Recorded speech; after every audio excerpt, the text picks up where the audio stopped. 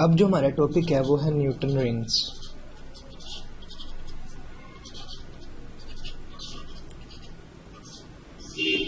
Newton rings अगर इसको हम डिस्क्राइब करें तो circular, bright and dark fringes. Circular, bright और डार्क फ्रिंजेस जो कि ऑब्जर्व होंगी इन एयर फिल्म में जो हमारे पास ऑब्जर्व हो रही होंगी, एंड जो यहाँ पे लेंस इस्तेमाल होगा and the lens is used is plano-convex lens. Plano-convex lens. Now this is very important. आपसे एमसीक्यूज फ्रेज में पूछा जा सकता है कि जो आपसे यहाँ पे जो लेंस इस्तेमाल हुआ है, what is the name of that lens? उस लेंस का नाम क्या था? So that is plano-convex lens. So in Newton rings, the lens which is used is plano-convex lens, and Newton rings are defined as circular, bright and dark fringes in air film, and which has the lens used at this phrase is plano-convex lens. जो वहाँ पे इस्तेमाल होगा lens वो plano-convex lens होगा। अब इसकी experimental arrangement करते वक्त कुछ जो आपके अरेंजमेंट्स करते वक्त आपको कुछ जो अपरेटसेस वहाँ पे डिफाइंड होने चाहिए वो मैं यहाँ पे लिख देता हूँ। Experimental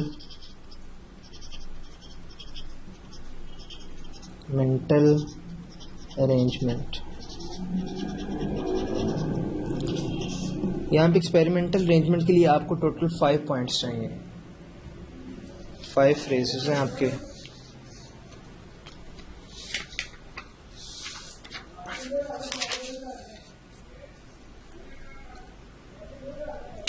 The first one and the important one is monochromatic light. It should have one color only.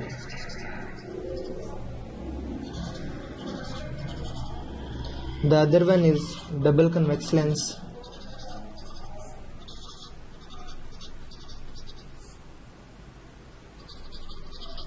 Double convex lens L.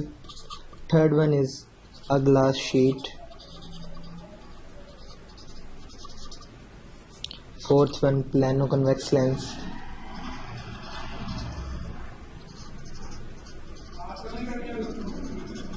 And the fifth one is glass plate, glass sheet or glass plate. So these are the 5 things which are used in the experiment. First one is monochromatic light, the other one is double convex lens and abbreviated as L, a glass sheet, fourth one is the plano convex lens is used, and the fifth one is glass plate is used. So अगर हम इसको define करें, so we have nearly this shape of the Newton rings. तकरीबन इस तरह की हमारे पास shape आएगी न्यूटन रिंग्स की, और जो इसका सेंटर होगा हमेशा ये बात याद रखिएगा डार्क स्पेस्ड होगा। ये इंपॉर्टेंट बात है जो कि एमसीक्यूज में आपसे पूछी जा सकती है कि जो इसका सेंटर है वो हमेशा आपके पास डार्क स्पेस्ड आएगा, इसकी सेंटर लाइन वैल्यू है वो हमेशा डार्क स्पेस्ड होगी।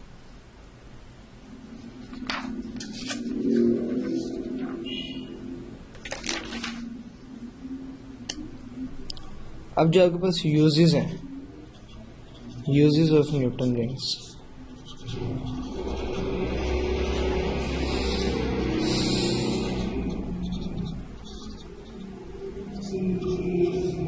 सो न्यूटन रिंग से आप अल्टीमेटली क्या फ़ायदा हासिल कर सकते हैं? आप इसकी वेवलेंथ किसी भी ऑब्जेक्ट की आप उसकी फाइंड आउट कर सकते हैं। वेवलेंथ आप लाइट की फाइंड आउट कर सकते हैं। इसका फार्मूला इस्तेमाल होगा mr² divided by r। So this formula could be used to find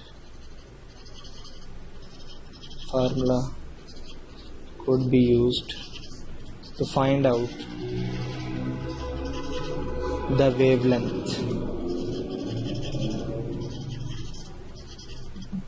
तो वेवलेंथ को फाइंड करने के लिए आप ये वाला फार्मूला कहीं भी किसी भी ऑब्जेक्ट की वेवलेंथ फाइंड करते वक्त आप इसकी वैल्यूज को फाइंड आउट कर सकते हैं by putting this value lambda is equal to mr² over r।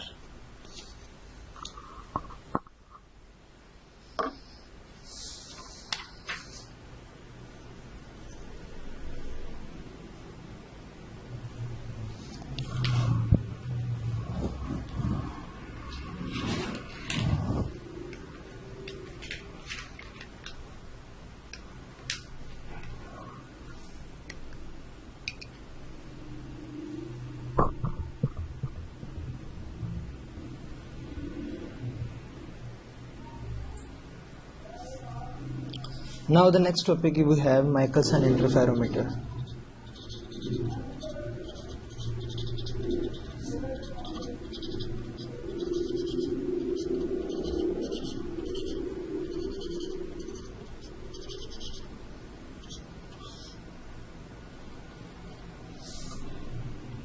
So in Michelson interferometer, इसके बाद जो ये डिवाइस हमारे पास वो क्या इस्तेमाल करती है, इसकी जो अगर डिफाइन करें हम, सो ये wave interference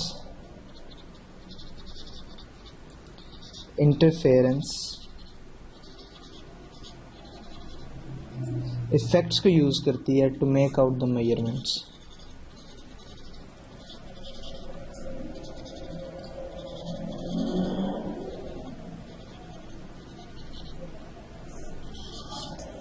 so it use the wave interference effects, जो कि वेव इंटरफेरेंस के साथ जो भी आपके इफेक्ट्स क्रिएट होंगे वो इंटरफेरेंस कंस्ट्रक्टिव इंटरफेरेंस हो या डिस्ट्रक्टिव इंटरफेरेंस हो, तो जो भी इंटरफेरेंस किसी भी किस्म का जनरेट आउट होगा उसको फाइंड आउट करने के लिए माइकलसन इंटरफेरोमीटर की डिवाइस इस्तेमाल होती है. 1881 में माइकलसन ने इसको इन्वेंट किया था to make out the measurements of any जो आपके इसका सेपरेशन का डिस्टेंस फाइंड आउट किया जा सकता है, लैम्डा वेवलेंथ फाइंड आउट की जा सकती है.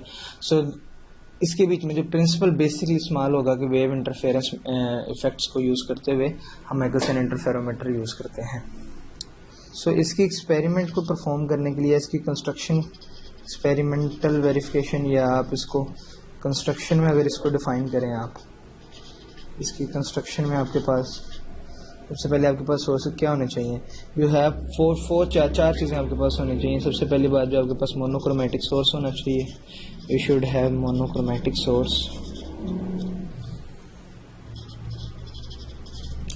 आपके पास दूसरी जो बहुत इंपॉर्टेंट चीज़ है वो है half silvered glass plate. Half silvered glass plate, आपके पास हाफ सिल्वर ग्लास प्लेट होनी चाहिए. The other two will be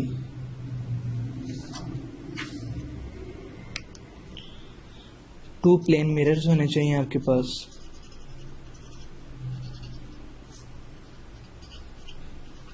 two plane mirrors M1 and M2, और आपके पास एक ग्लास प्लेट होनी चाहिए, one glass plate which is known as G2, जो कि G2 के नाम से जानी जाएगी.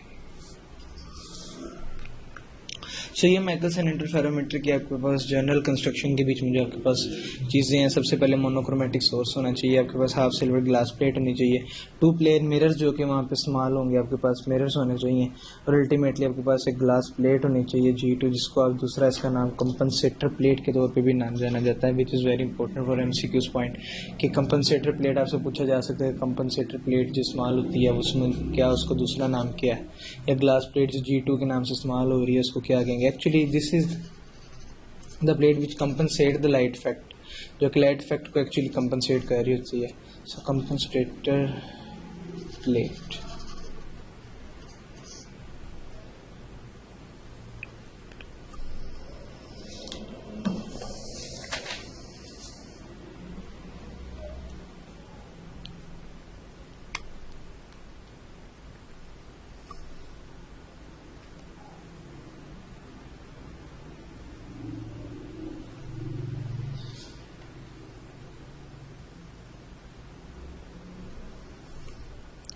So we have general formula for Michelson interferometer is equal to L is equal to m lambda by 2.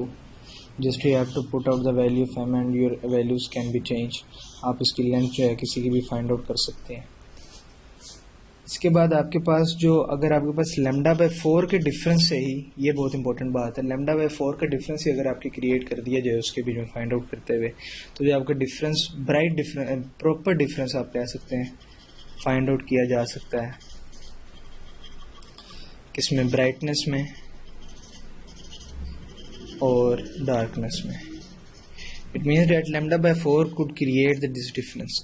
Proper difference आपको डिफाइंड हो जाएगा कि एक प्रॉपर मैनर के बीच में आपके पास वहाँ पे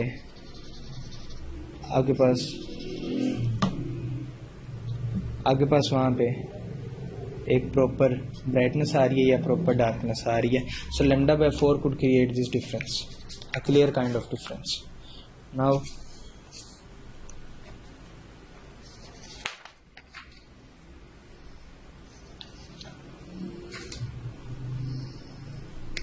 और अगर इसकी हाई प्रिसिशन के लिए अगर आपने इसको हाई प्रिसाइज्ड वैल्यूज में फाइंड आउट करना है, so it would have 400 nanometre, और आप इसको डिफाइन कर सकते हैं 10⁻⁻⁴ मिलीमीटर की रेंज में भी आपके पास इसके आंसर्स फाइंड आउट हो सकते हैं। इसके यूजेस में अगर आप देखें माइकलसन इंटरफेरोमीटर के, तो माइकलसन इंटरफेरोमीटर का सबसे बड़ा यूज जो है, आप उसकी वेवलेंथ फाइंड कर सकते हैं लाइट की। यू कुड फाइंड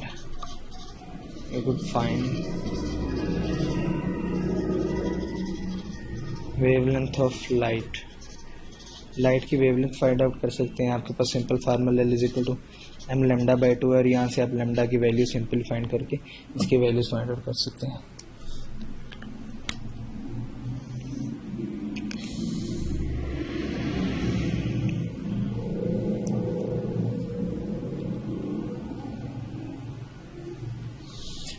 अब हमारे पास जो नेक्स्ट टॉपिक है वो है डायफ्रैक्शन ऑफ लाइट।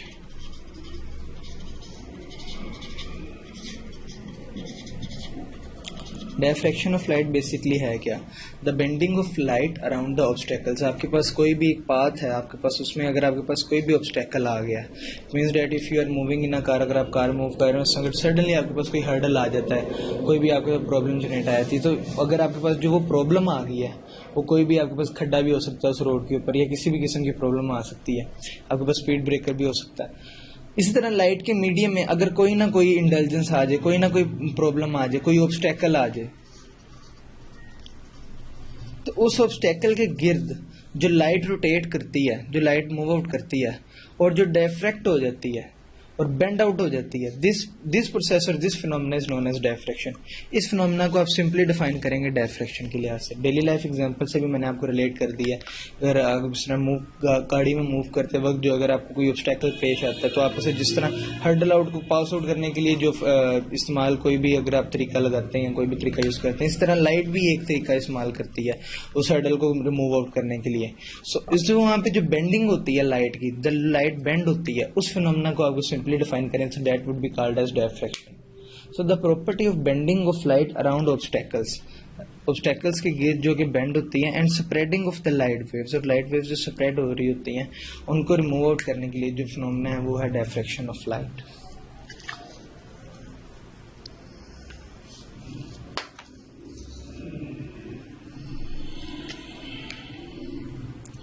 अब मैं आपको कुछ इंटरफेरेंस, एक्चुअली बहुत इंपॉर्टेंट है, इंटरफेरेंस और डायफ्रैक्शन के बीच में कुछ डिफरेंसेस बता देता हूँ, जो कि आपसे एमसीक्यूज पॉइंट में एंटी टेस्ट में पूछे जा सकते हैं। सबसे पहले ये चीज़ कि ये मैंने आपको इसकी डेफिनेशन में डिफाइन किया था कि ये सुपर पोजिशन है, इट इज़ सुपर पोजिशन, लेकिन ये बेंडिंग ऑफ लाइट है अराउंड एजेस। ये तो प्रॉपर इनकी डेफिनेशन फर्क आ गया।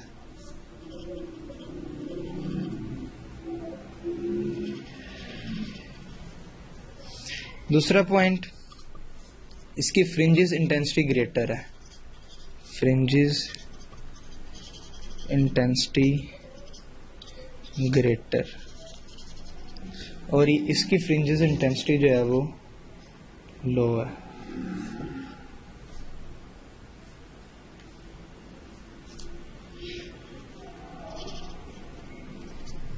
इसकी जो तमाम ब्राइट फ्रिंजेस हैं सेम इंटेंसिटी की हैं, हैविंग सेम इंटेंसिटी, मगर इसकी जो तमाम ब्राइट फ्रिंजेस हैं उनकी सेम इंटेंसिटी नहीं है, वो डिफर करती हैं, different intensity of bright fringes.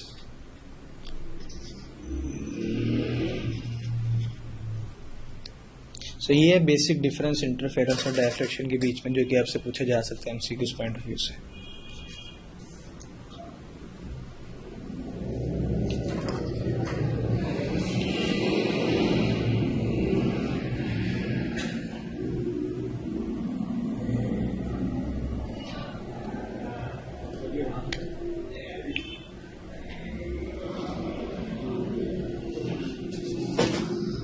अब नेक्स्ट टॉपिक जो हमारे पास है वो diffraction due to narrow slit है।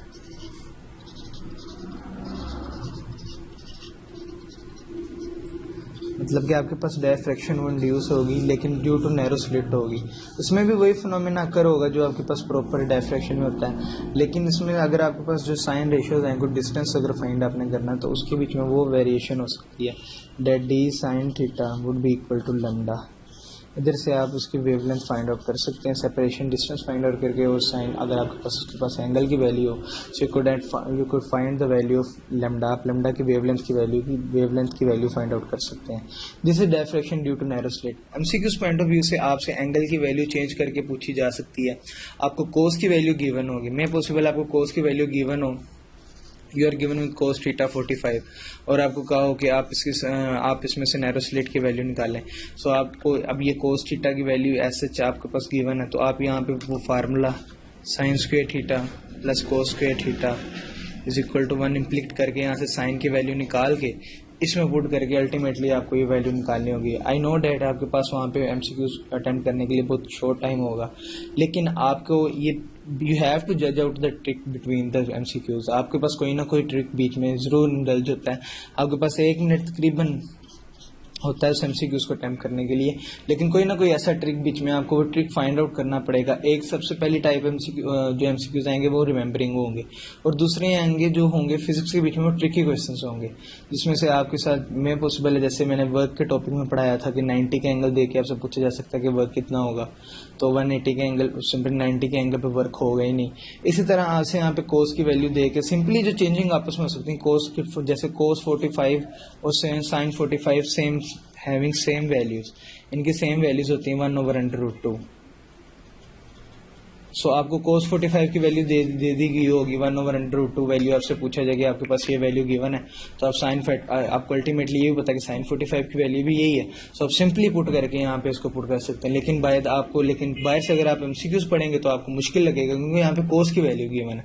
लेकिन अल्टीमेटली अगर आप देखें तो cos 45 की वैल्यू भी वही है जो कि sin 45 की है। सो आपको यही वैल्यू पुट करके यहाँ पे इसका रिलेशन निकालना होगा। तो इस तरह के ट्रिक्स आपको डोप करने पड़ेंगे, आपको इस तरह की रीजनिंग बनानी पड़ेगी ताकि आप इस तरह के एमसीक्यूज वो इजीली अटेम्प्ट कर सकें।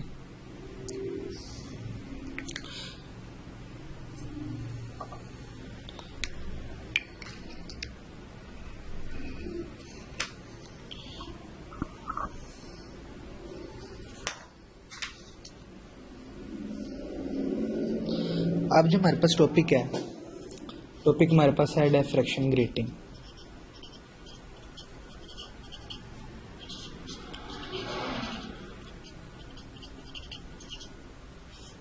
सो इन डायफ्रैक्शन ग्रेटिंग आपके पास एक इंस्ट्रूमेंट है, you have a kind of instrument diffraction grating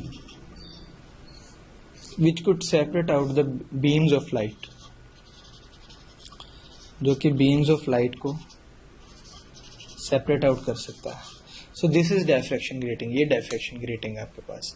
इसका सिंपल फार्मूला जो आपके पास है वो है it is represented by small d would be equal to 1/n. So n is equal to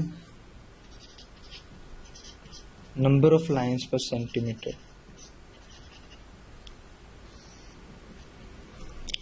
ये जो नंबर ऑफ लाइंस हैं इसकी वैल्यू जो वेरिएट कर सकती हैं 400 से लेके 5000 लाइंस पर सेंटीमीटर तक। This is important. MCQs point में आपसे पूछा जा सकता है कि इसकी वैल्यूज कहाँ से लेके कहाँ तक डायफ्रेट कर सकती हैं। So it could be diffract from 400 to 5000 lines per centimetre. So we could find the value d is equal to 1/n from the diffraction grating से आप बीम्स ऑफ लाइट को अलग अलग करके उनकी वैल्यूज सेपरेशन की डिस्टेंस निकाल सकते हैं। You could find out the values of the d।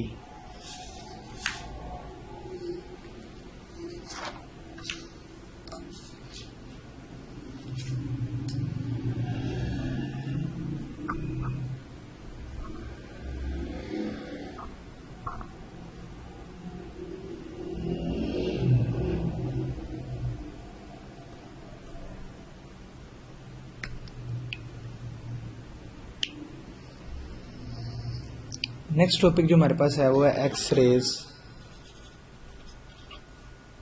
X-rays diffraction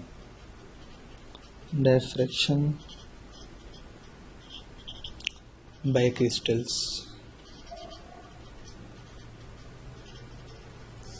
X-rays diffraction by crystals को आप सामने रख के एक्स-रेज की जो डायफ्रैक्शन हो रही होगी, एक्स-रेज इम्प्लिक जो डायफ्रैक्शन हो रही होगी, that would be known as X rays diffraction by crystals.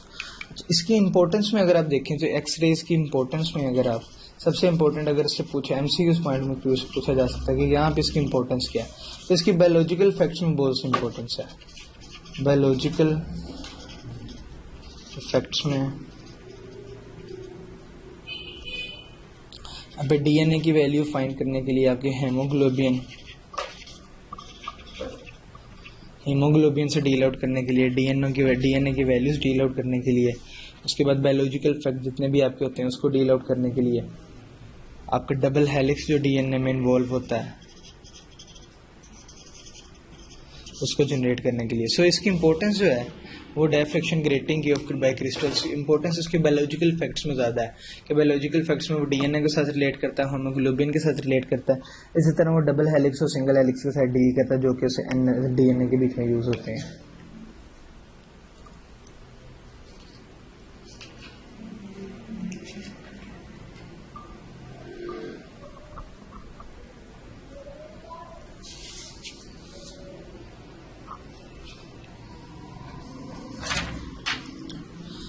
अब जो एक इम्पोर्टेंट चीज़ है जो कि न्यूमेरिकल वैल्यूज में बहुत सी पूछी जाती है, और न्यूमेरिकल जो पूछे जाते हैं एमसीक्यूज में, ये इनमें से एक तो मस्ट पूछा जाता है ब्रैग्स इक्वेशन में से, और ये बहुत इंपॉर्टेंट है। Bragg's equation MCQs point of view से ये ई गैड में बहुत इंपॉर्टेंट है, इससे एक क्वेश्चन लास्ट में अटेम्प्ट किया जाता है, और इसकी जो सिंपल जो इसका इक्वेशन का simple formula is equal to s is equal to d sine theta plus d sine theta. So ultimately we would have 2d sin theta. इसमें स्केलर मल्टीप्लिकेशन हो रही है R2 की। सो ब्रैग्स इक्वेशन से आपसे डिस्टेंस फाइंड आउट किया जा सकता है इस फ्रेज को यूज करते हुए, s is equal to 2d sin theta. इस वैल्यूज को यूज करते हुए आप किसी भी चीज की वैल्यूज इजीली फाइंड कर सकते हैं। 2d sin theta would be ultimately equal to n lambda, और n की वैल्यूज आपकी चेंज हो सकती हैं, 0 1 2 3 कहीं भी वैल्यूज की जा सकती हैं। So this is known as Bragg's equation, इसको आप ब्रैग्स इक्वेशन का नाम देंगे। 2d sin theta equal to n lambda. इसके यूजेस हैं ब्रैग्स इक्वेशन के कुछ जो आपकी बुक में भी डिफाइंड है। सबसे पहला जो इसका यूज है, एक्स रेज की आप वेवलेंथ फाइंड आउट कर सकते हैं। You could find the wavelength of X rays wavelength. Simply आप इसमें वैल्यू पुट करें 2d sin theta divided by n। So यहाँ से आप एक्स रेज की आप लैम्डा की वैल्यू फाइंड आउट कर सकते हैं।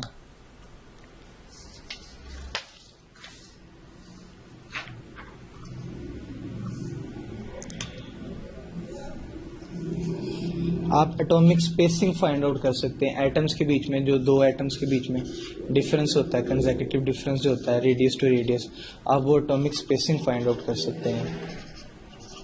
So this atomic by the formula 2d sin theta is equal to n lambda, and by d means here n lambda divided by 2 sin theta. So this is going to be your spacing between the atoms. तो ये दो इसके uses हैं Bragg's equation के, जो कि सब heading है एक्स रेज डायफ्रैक्शन की जो बाय क्रिस्टल्स। तो उसमें आप ब्रैग्स इक्वेशन की सिंपल इक्वेशन है 2d sin theta is equal to n lambda, और उसमें से आप इसके जो दो इंपॉर्टेंट यूजेस हैं, सबसे पहला है कि आप X rays wavelength find out कर सकते हैं, इसके साथ आप उसकी सिंपली वैल्यू लैम्डा की फाइंड कर सकते हैं 2d sin theta divided by n से, और इस तरह आप एटॉमिक स्पेसिंग फाइंड आउट कर सकते हैं बिटवीन द टू एटम्स। आप इसकी स्पेस भी फाइंड आउट कर सकते हैं ब्रैग्स इक्वेशन की मदद से ही, जिसे ब्रैग्स लॉ भी कहा जा सकता है।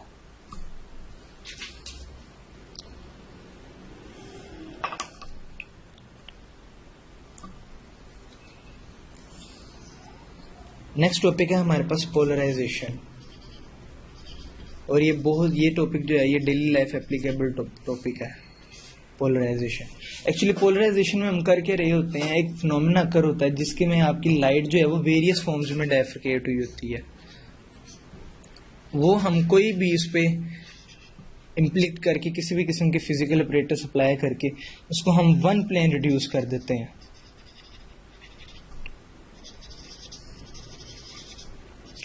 जब हम उसको वन प्लेस रिड्यूस कर देते हैं, this is known as polarization. इसको पोलराइजेशन के नाम से जाना जाता है।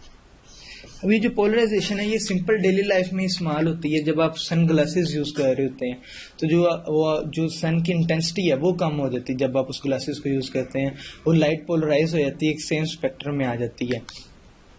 तो ये इसकी डेली लाइफ एग्जांपल में आपसे पूछा जा सकता है कि डेली लाइफ एग्जांपल में इसकी मोस्ट डेली लाइफ एग्जांपल, तो आप इसे यूज करते वक्त आप एग्जांपल दे सकते हैं that sun glasses are the most often example of polarisation.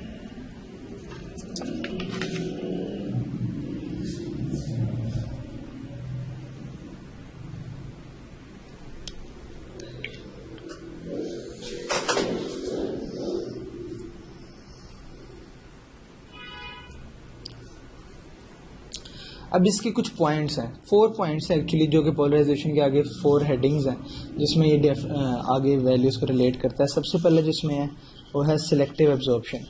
मतलब कि आप सिलेक्ट कर लेते हैं कि आपने इसको कहाँ से एब्जॉर्ब करना है। मतलब कि अगर आपके साथ जो चीज़ आपके साथ रिलेट नहीं करती, जो कि आपके साथ प्रॉब्लम क्रिएट कर सकती है किस लाइट की स्पेक्ट्रम कोई लाइन्स, तो आप उसको रिमूव आउट कर देते हैं। The second one is reflection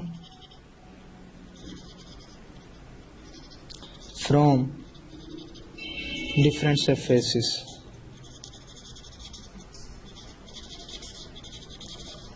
reflection occur हो सकती है डिफरेंट सरफेसेस से।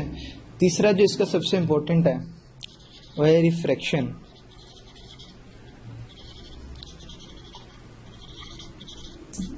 Through crystals. क्रिस्टल्स के थ्रू इसकी रिफ्रैक्शन हो सकती है। And the fourth one scattering, इसकी स्कैटरिंग अकर हो सकती है। स्कैटरिंग आपके एटॉमिक पार्टिकल्स के साथ अकर हो सकती है।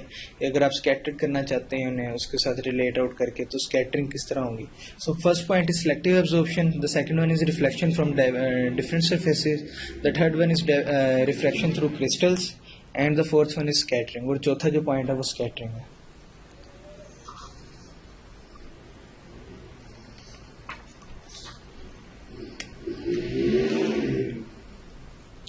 यहाँ पे जो पोलराइज और अनपोलराइज लाइट का डिफरेंस डिस्क्राइब आप मैं करने लगा हूँ, और आपको इसको डेफिनेटली पता होना चाहिए। अनपोलराइज्ड लाइट, पोलराइज्ड लाइट में याद रखें फोर्सली, फोर्स इज एक्सटर्नल फोर्स भी हो सकती है, फिजिकल फोर्स अप्लाई करके हम इसको रिड्यूस कर देते हैं वन प्लेन में। Reduce in one plane, forcely reduce in one plane. आप किसी भी किस्म का प्रेटस लगा के बिलफर्ज अगर वो लाइन यहाँ से अगर 2 हाफ्स में आ रही है इस तरह मूव करते हुए, और अगर आप यहाँ पे एक प्लेन मूव कर देते हैं और बाद में जब यहाँ से निकलती है लाइट तो वो एक प्लेन में निकलती है। Reduce in one plane. So this is polarization effect. ये जो आप यहाँ पे रिएक्शन कर रहे हैं, ये आपके पास जो आ रहा है इस सिस्टम्स को इंडल्ज करने से, इसको आप कहते हैं पोलराइजेशन। तो जो आप फोर्सली रिड्यूस करते हैं किसी भी लाइट फ्रेम को, लाइट फ्रेम ऑफ रिफ्रैक्शन को एक आप फ्रेम में रिड्यूस कर देते हैं, that would be known as polarized light. और अगर आप उसको जो भी अनपोलराइज रहेगी डेफिनेटली वो नेचुरली फॉर्म में होगी। सो अगर आपसे पूछा जाए एमसीक्यूज पर्पसेस में कि जो नेचुरली फॉर्म में लाइट आपके पास आती है फ्रॉम द सन या from any kind of source, आपके पास जो आ रही होती है वो पोलराइज लाइट होती है या अनपोलराइज लाइट होती है, तो डेफिनेटली वो अनपोलराइज लाइट ही होगी। ये क्वेश्चन पूछा जाता है अक्सर डेली लाइफ एग्जांपल से कि मच्छरों से बचाने के लिए किसी भी किस्म के बल्ब को उसके ऊपर एक पेपर चढ़ा दिया जाता है जिससे उसकी थोड़ी सी लाइट की इंटेंसिटी कम हो जाती है, उस पर जो वो मच्छर हैं वो कम आते हैं। तो उसकी लाइट बताएं वो पोलराइज लाइट है कि अनपोलराइज लाइट है। तो वो जो लाइट क्रिएट हो रही है वो पोलराइज लाइट है, क्योंकि उसके ऊपर उन्होंने जो फ्रेम लगा दिया है उसकी वजह से उसकी इंटेंसिटी कम हो गई। और याद रखिएगा कि पोलराइज लाइट जो होती है उसकी इंटेंसिटी हमेशा कम हो जाती है, तो उसकी वजह से लगाने से जो उसकी इंटेंसिटी कम होगी, so that why it is known as polarize light. और उसकी पोलराइज की इंटेंसिटी भी कम होगी, और सबसे पहली बात वो रिड्यूस भी हो गया वन प्लेन के बीच में।